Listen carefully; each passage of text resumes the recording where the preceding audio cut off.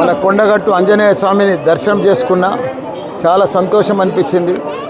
ఇంతకుముందు కూడా నేను ఎంపీ ఉన్నప్పుడు దర్శనం చేసుకున్నా. ఆయన ఆశీర్వాదంతో మంత్రి కూడా అయినా, మా కేసీఆర్ గారి ఆశీర్వాదంతో ఇప్పుడు మళ్ళా ఎమ్మెల్యే అయినా మళ్ళీ దర్శనం చేసుకున్నా. ఈరోజు చొప్పదండికి మన ఎంపీ ఎలక్షన్ల ప్రచారానికి వచ్చిన.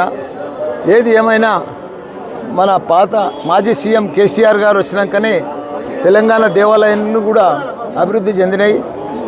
గత ప్రభుత్వాలు ఉండే చాలా ప్రభుత్వాలు వచ్చినాయి పోయినాయి, కానీ కొండగట్టు ఆంజనేయ స్వామిని ఎవరు కూడా పట్టించుకోలే.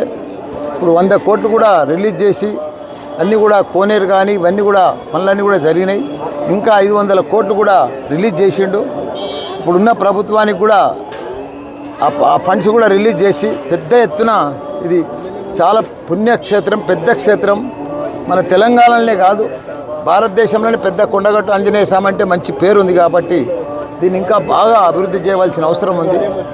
అందరికి కూడా నమస్కారం, ధన్యవాదాలు. ఈ మధ్య ఎన్నికలు అయిపోయిన తర్వాత దైవ దర్శనాలు బాగా చేసుకుంటున్నారు. ఏం మొక్కుకుంటున్నారు దేవుడు? ఏం మొక్కుకుంటున్నా, ఇప్పుడు వచ్చే పార్లమెంట్ ఎలక్షన్లల్లో 16కు 16 మా ఎంపీ బీఆర్ఎస్ పార్టీ గెలవాలని కోరుకున్నా దేవుడు. కాంగ్రెస్ పాలన ఎట్లా ఉంది? కాంగ్రెస్ పాలన ఉన్నా ఒకటే, లేకున్నా ఒకటే, అది అందరికీ తెలుసు.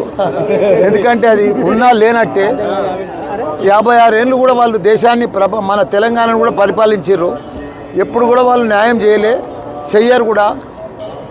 ప్రజలకు కూడా తెలుసు. తొందరలోనే ఇప్పుడు 50 రోజులలో 50 వేషాలు అయినాయి. ముందు కూడా ఏం జరగదు, అది అందరికి తెలిసిన విషయమే. అది